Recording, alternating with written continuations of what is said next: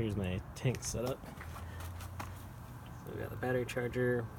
It's plugged in, no on-off, just whether you're doing 6 volts or 12 volts. And this handlebar is basically to hold up rebar. And I just have some new wire going across here. But probably not the greatest conductivity since it's so rusty. And off this we have the hand plane and a bunch of irons and random other pieces.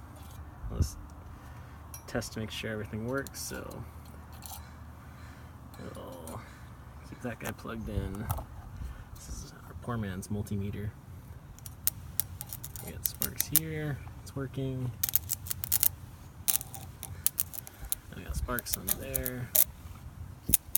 Alright. Other end works. Plug this back. It's kind of anywhere on here. And verify on this side.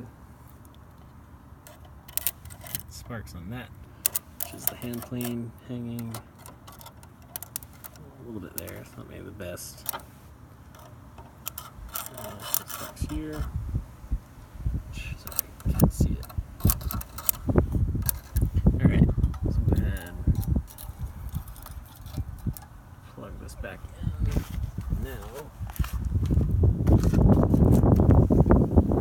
you'll see some bubbles forming, and that is our rust being removed.